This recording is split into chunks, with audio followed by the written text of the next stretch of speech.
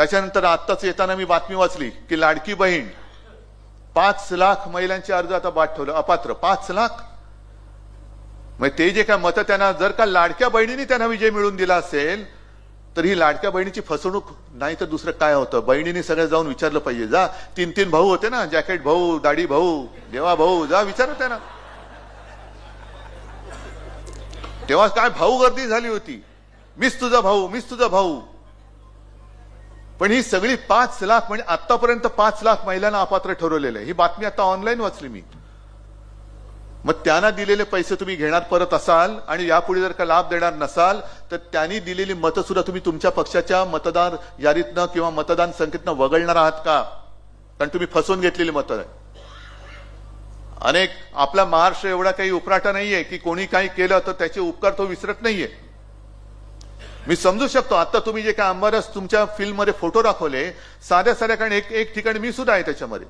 समोर त्या शेतकरी महिला बसल्या होत्या, कामगार महिला मजूर, शेतमजूर. आणि त्यांना मी विचारलं की काय ताई तुम्ही आता खुश असाल ना, लाडकी बहीण योजना आलेली आहे.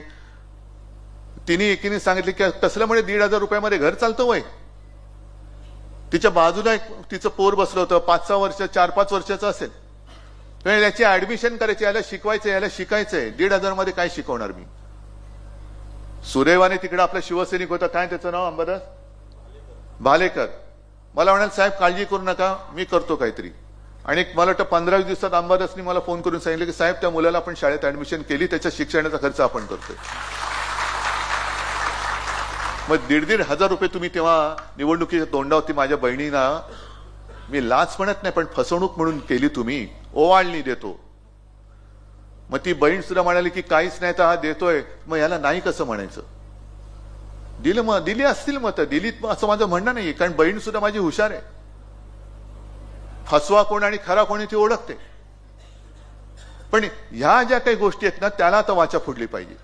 ठीक आहे, निवडणुका येतात, निवडणुका जातात, हार जीत होत असते, पण ही हार नाहीच आहे. आपण जिंकलेलो आहोत. कारण लोकांच्या मनात आज सुद्धा शिवसेना आहेच आणि आपली शिवसेना आहे.